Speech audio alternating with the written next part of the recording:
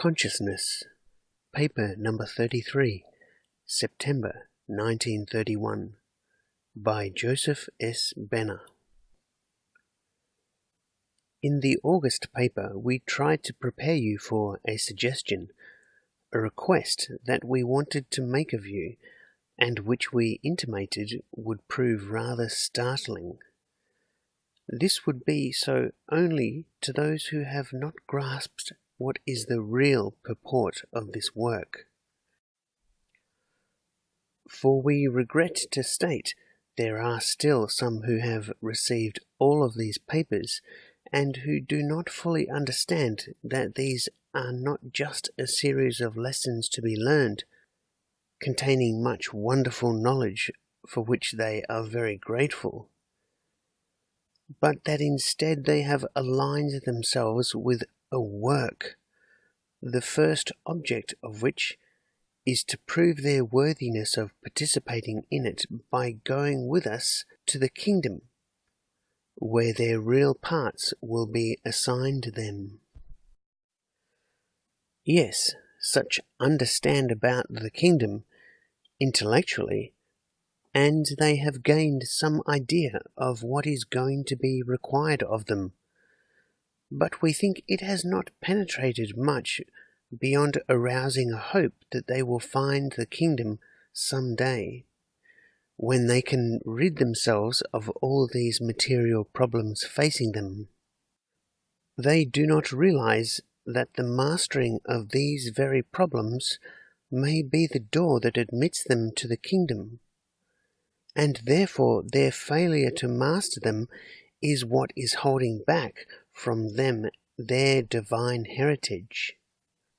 We mention this in explanation preparatory to stating our request, so you may know that if anything stands in the way of your doing what is asked, it is that which you failed to master, that quality or weakness of self, discovered on your journey to the kingdom, and which you thought unnoticeable to others and unimportant to the attainment of the goal, despite the fact you had repeatedly been impressed with the necessity of gaining perfect control of your mind and all its forces before the goal could be reached. We are going to assume, however, that most of you who have come with us this far are worthy and well qualified to do what we ask, although at first thought you may deem it impossible. But nothing is impossible, especially to those who have absorbed the truths taught you the past 2 years. In other words, we are going to call upon you now to use some of these truths, and we propose to show you how to use them so that, as your master self, you can take charge and get ready to do that for which all your past life has been a preparation. First, this means that you must get back into your I am consciousness, as taught in the impersonal life, and many times repeated in various articles in the papers. Do not get frightened. Every one of you has been in that consciousness many times. In fact, you were in it every time you meditated in the silence and saw your little self in all its sordid and petty weaknesses, with which you have been working so long. Also, whenever you spoke to this self and taught it the many things it has learned in the past. And now you should know that there are not two selves, that you are the only self, and that the other is but your instrument, your human mind, which should be as much an instrument to you, and very much of the same nature, as your hand is to your mind. Think on this for a minute, until it becomes perfectly clear. Do you have to speak to your hand when you want it to do anything for you? No. The moment you place the thought or the impulse in your mind, instantly the hand flies to obey, guided by the intelligence you embodied in the thought. In exactly a similar way will your mind be such an instrument, when you have fully convinced it that it is nothing of itself, can do nothing, can have nothing, only as you give it of your intelligence and power to use. Gradually it will learn this, and will not try or do or be anything any more, and will wait upon you for your word for everything, ever flying to do your bidding, just as does the hand.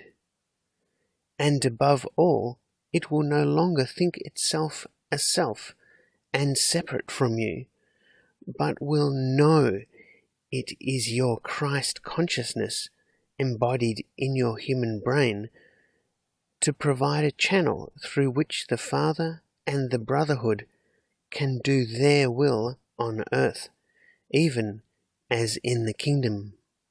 Thus will its consciousness in time become wholly one with your consciousness as a Son of God, which is one with the Brotherhood's and the Father's consciousness. And you can see from this how permanent divine union will be attained. And it is this same divine union we are now calling upon you to essay, by going back into your Christ consciousness. Those of you who are not sure if you have ever been in that consciousness, we ask to do faithfully what follows, and you will know for yourself, and will then ever afterwards be able to enter it at will.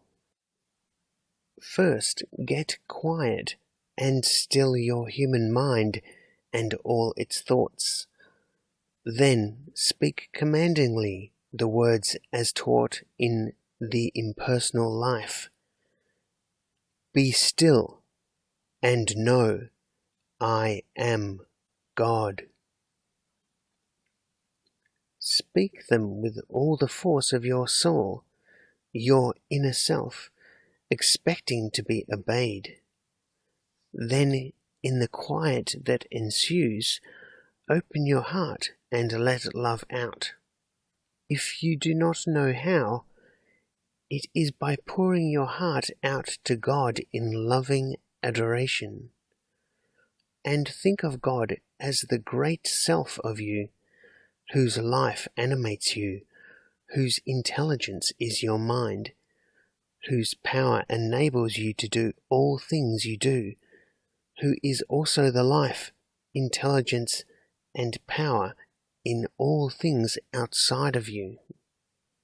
Continue to let love thus pour out of you, and while doing so, study that love. Note that it is coming from somewhere deep within you. Go within where it is. Watch as you join with it. You are becoming absorbed in that love. Yes, you are merging into it. It is possessing you. No, you are that love. Wonderful. You are that love. You seem to have transferred your center of consciousness from the without of your mind to that love within you, which is now yourself, and is now all that you are. As you realize this, you seem to expand greatly in consciousness. A veil lifts, and a brilliant, beautiful light shines all about you. Your mind grows clear. A deep peace enfolds you. At the same time, a wonderful sense of power fills and thrills you. And you suddenly know, as vast knowledge floods your consciousness, that you are all that is, are I am that I am, that you and the Father are one, that He is love, that love is all, and that you are one in love. If this is the first time you have experienced this ecstasy of the divine consciousness, it may last for but a few moments, or time may be forgotten, and you will rouse from it as from a wonderful dream. But herein we have shown you a sure way to enter this consciousness, and with persistence you will learn to enter it at will, and to stay there for increasingly greater lengths of time as you practice abiding there.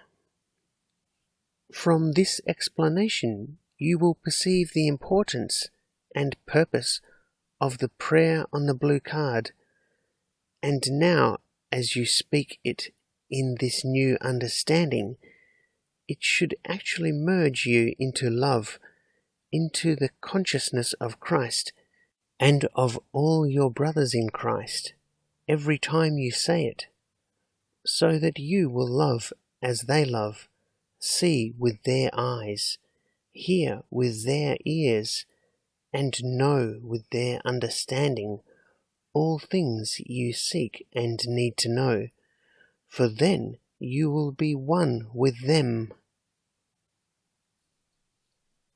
In the last paper, we asked you to practice abiding in this consciousness during the month, thus preparing you for what was to follow.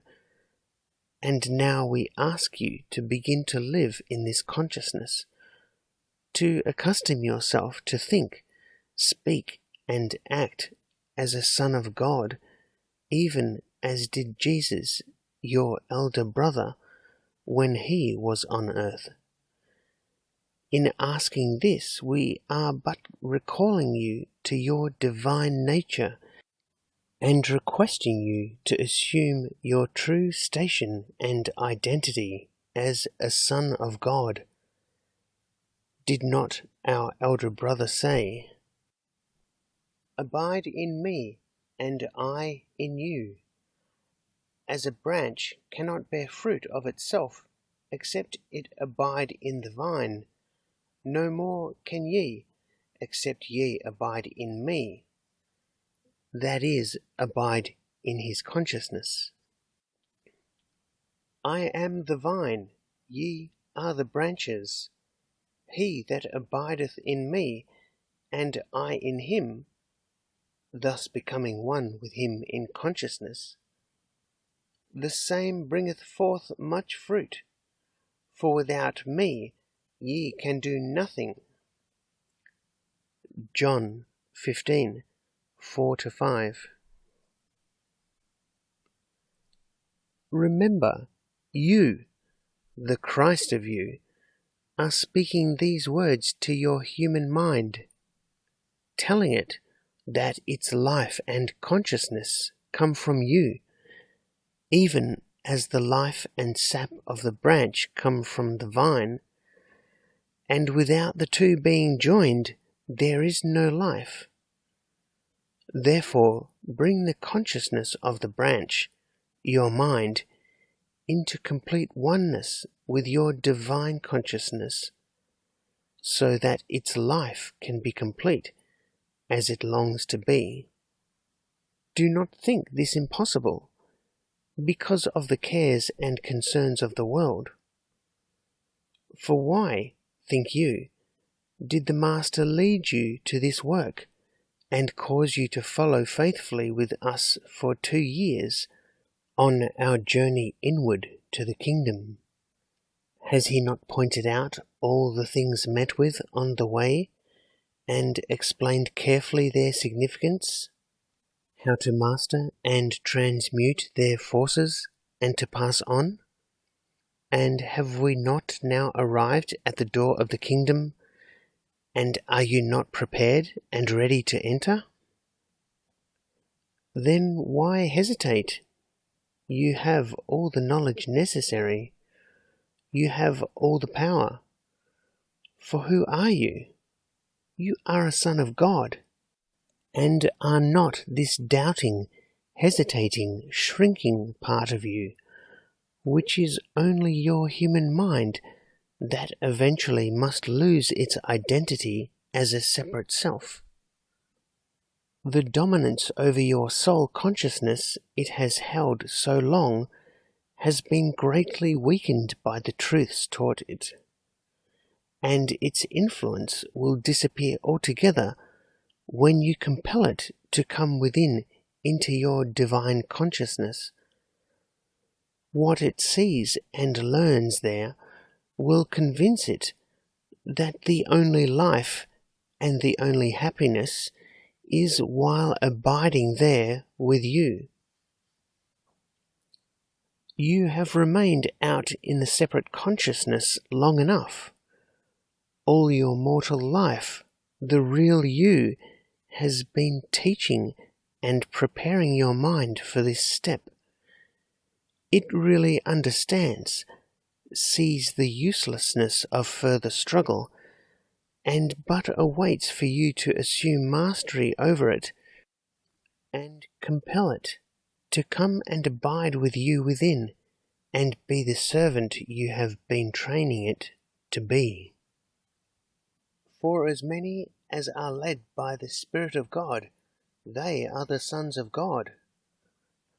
Romans 8:14. For I reckon that the sufferings of this present time are not worthy to be compared with the glory which shall be.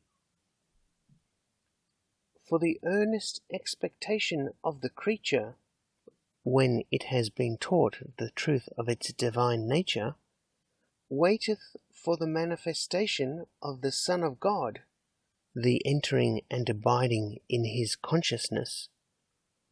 Romans 8:18-19. Because, then, the creature, the self created by the human mind, itself shall be delivered from the bondage of corruption into the glorious freedom of the children of God. Romans 8:21. How perfectly the above describes it, Paul truly understood.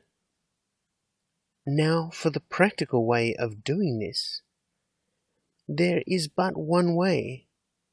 First, by seeing and knowing yourself as a son of God, and then by acting as one. This can only be accomplished by earnestly studying all that has been shown, proving that you, in your higher and true self, are a son of God, and thereby convincing your mind that it is so. To assist further, we quote the following from 1 John 3:2. Beloved, now are we the sons of God, and it doth not yet appear what we shall be, but we know that when he shall appear, when we get back into his, our true consciousness, we shall be like him, for we shall see him as he is, shall know ourselves as we really are in our divine natures. This will not be so difficult, for remember you have been brought to where you are now by your divine self, who has promised to give you all the help necessary when you try the best you know how. For it is his purpose that you shall now come into that union for which he has so long been preparing you. So then again we say, let go, get self altogether out of the way, and let him take complete charge, doing whatever he tells you to do, and he will enable you to do it. That ought to be easy, ought it not?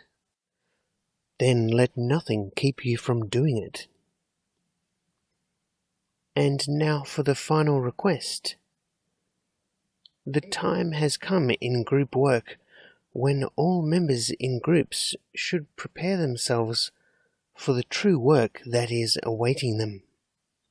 This work, of course, cannot be given until they are able to enter the Christ consciousness and abide there, at least during group meetings.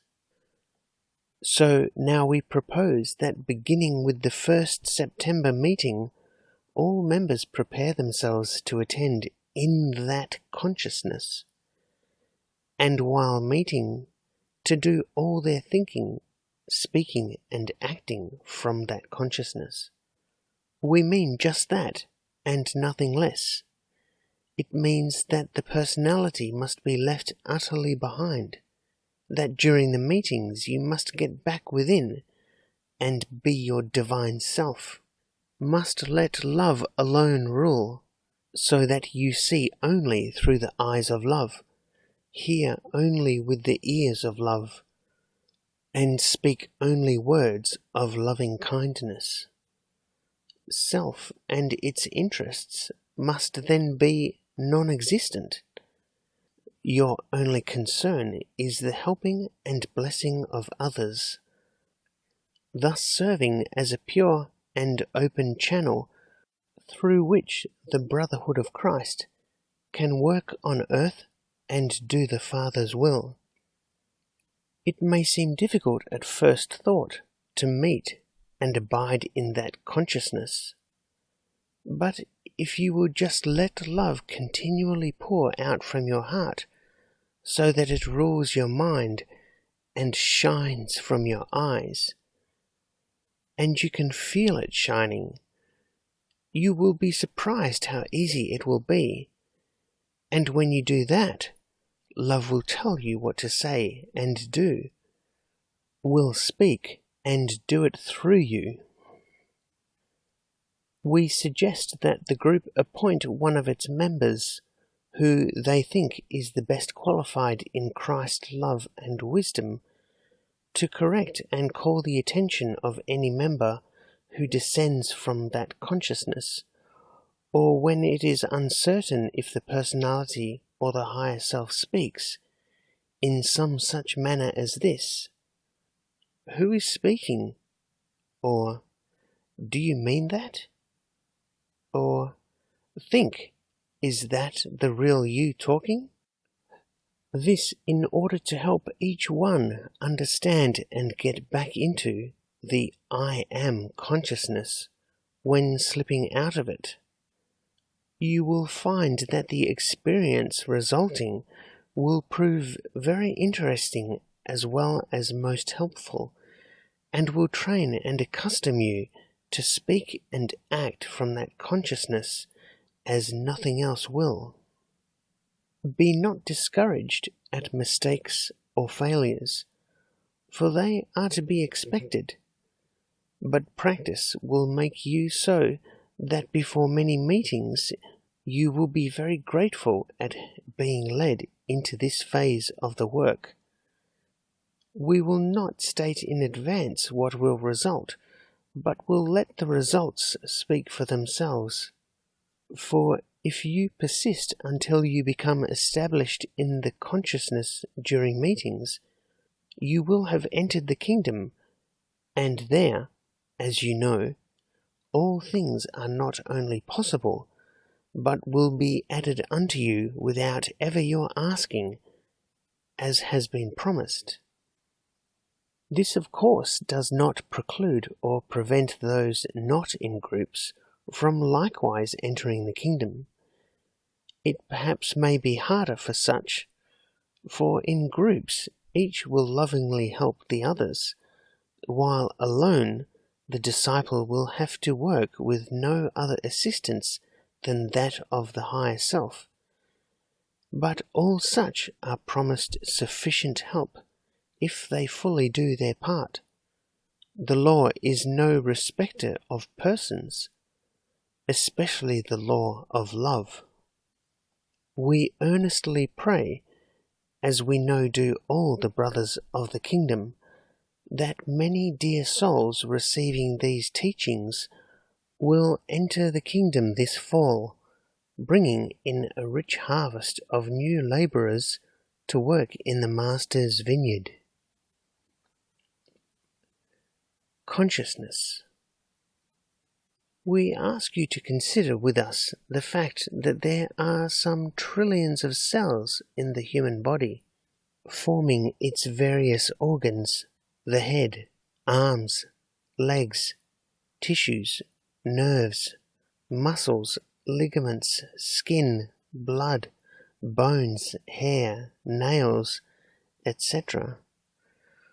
Science is in agreement that these cells are all minute centers of consciousness, each with a native intelligence that works in unison with its fellows, forming with them the particular part of the body they comprise, and all under the direction of the group intelligence of their particular organ or part.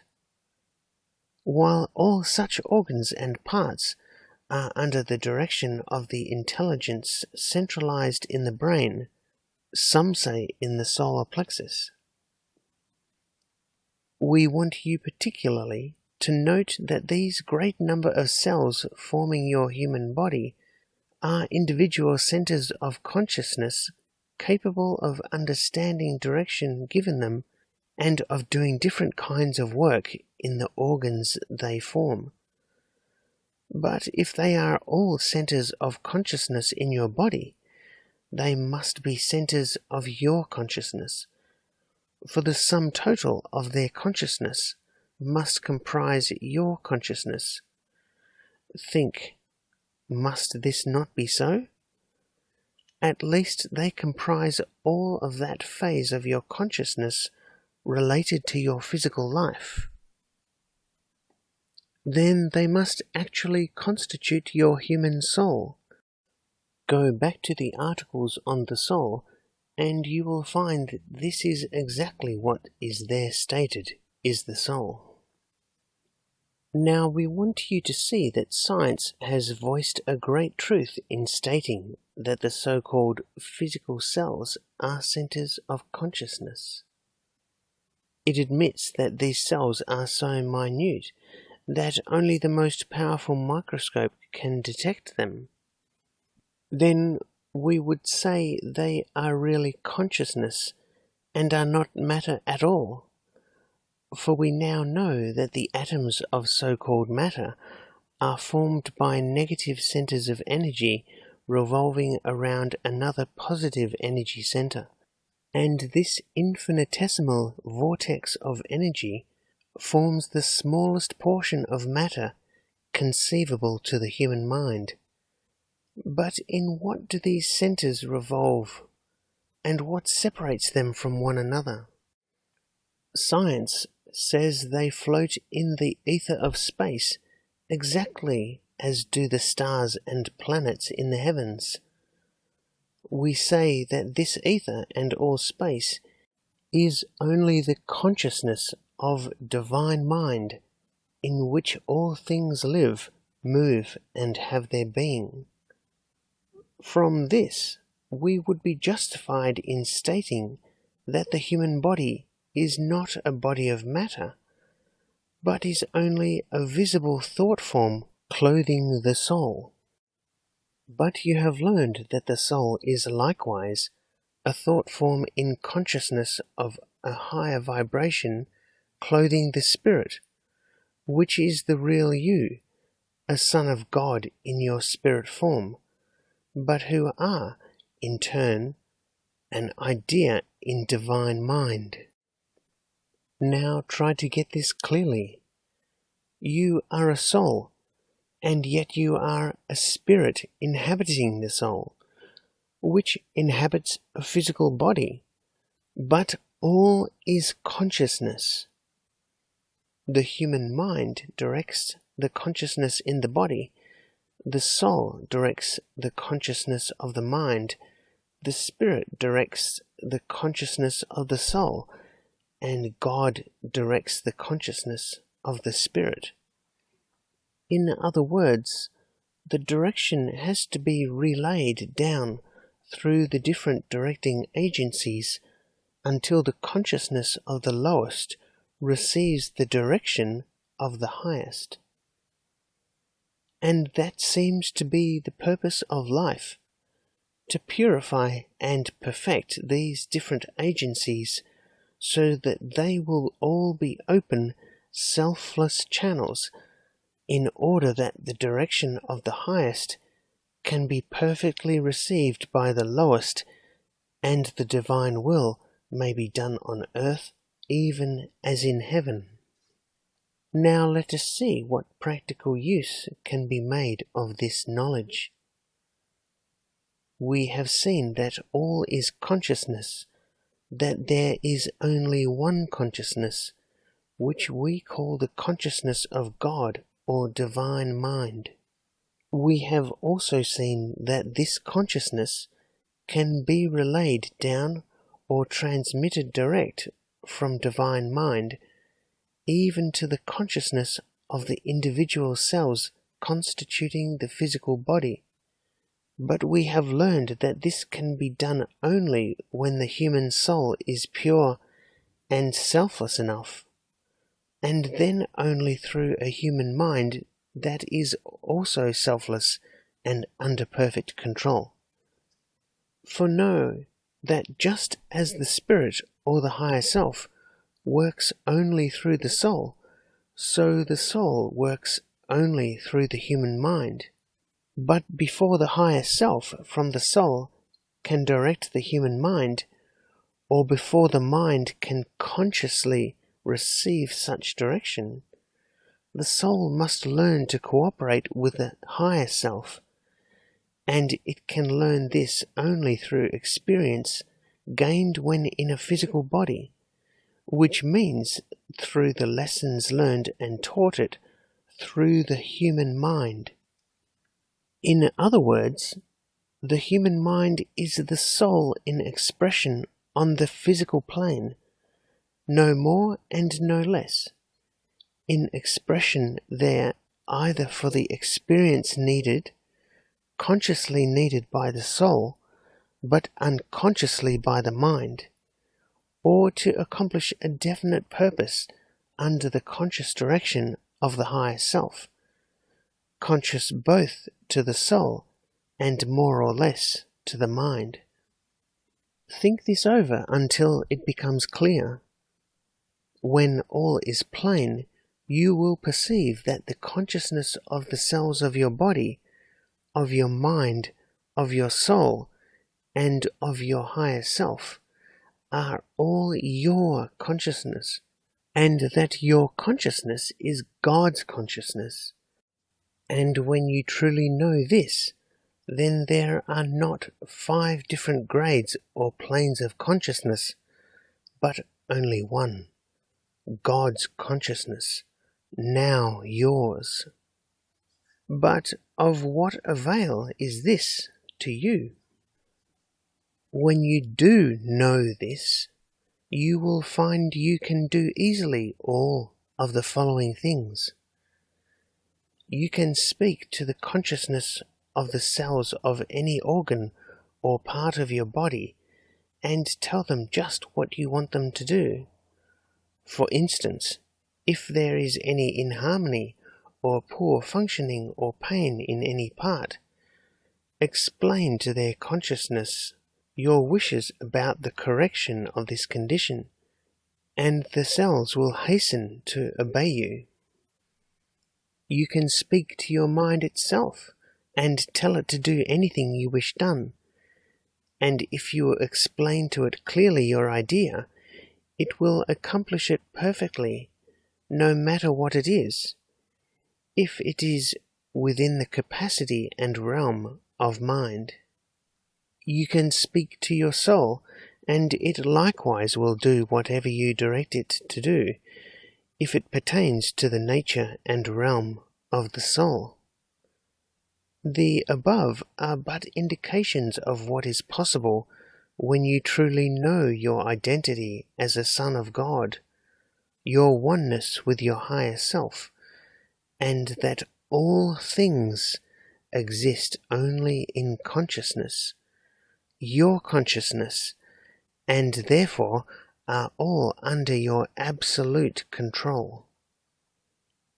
We are consequently, in these hints, preparing you to understand what lies before you when you are able to go back into your true consciousness, that of your higher self, and to think, speak, and act from there.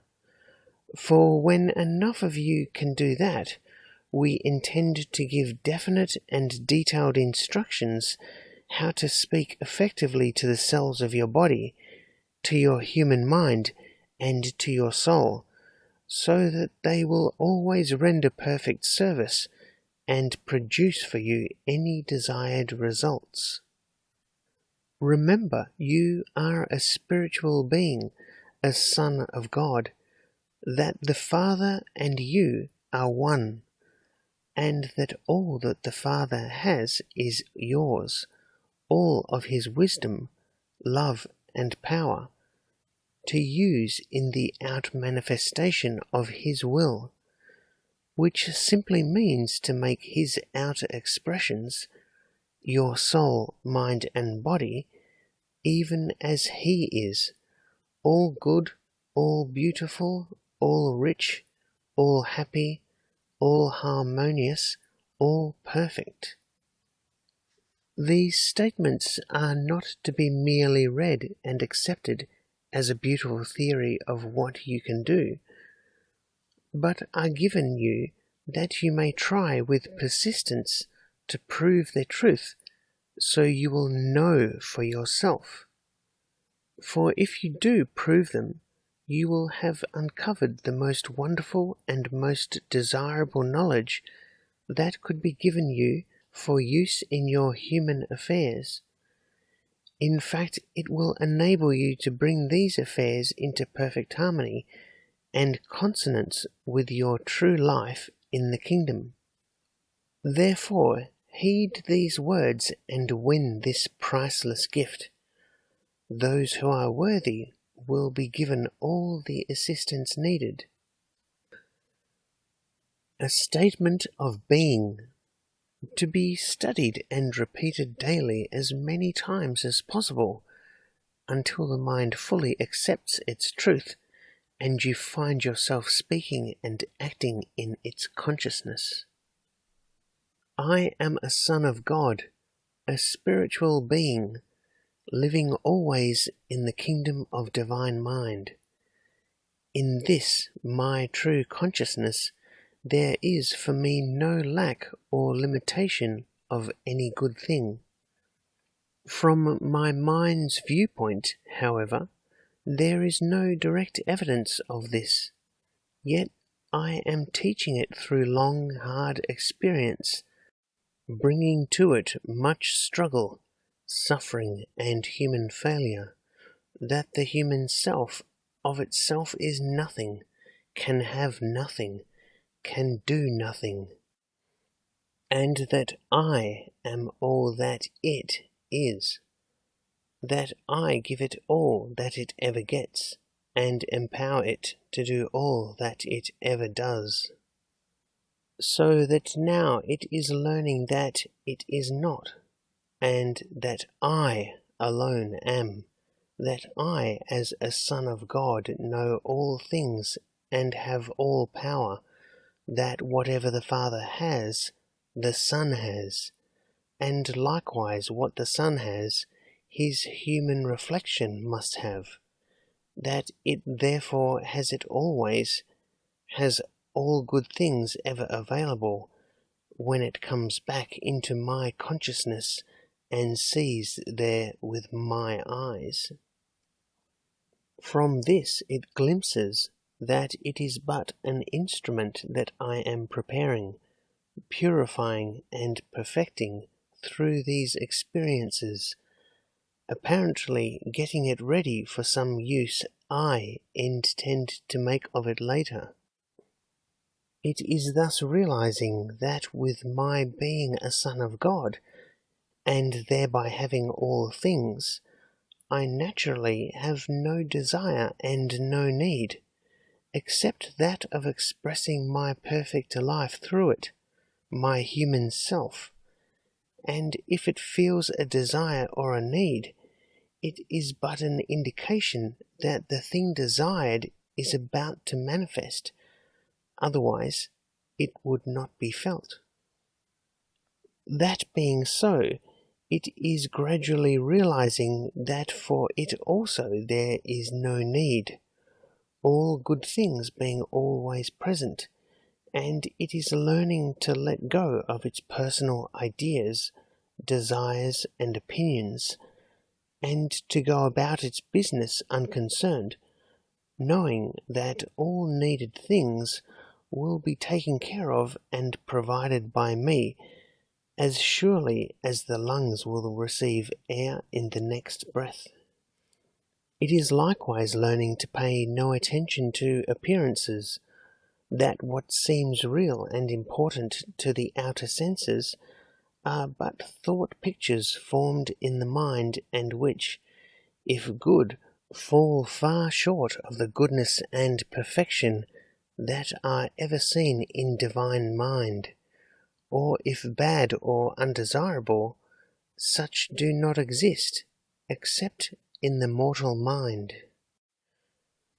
Therefore it is perceiving that in order to see the truth, it has but to close its mortal eyes and mind, and to look with the eyes of spirit, my eyes, when all the riches and glories of the kingdom shine forth and are clearly visible. When one thus sees reality, all the illusions of separation disappear, even as when looking at the sun there are no shadows, all is a light. The above contains so much of vital significance to the unfolding consciousness that we cannot urge too strongly its daily, frequent repetition and study, until the mind fully understands and accepts its truth. Those who do this will be very happy and grateful for what it brings to them.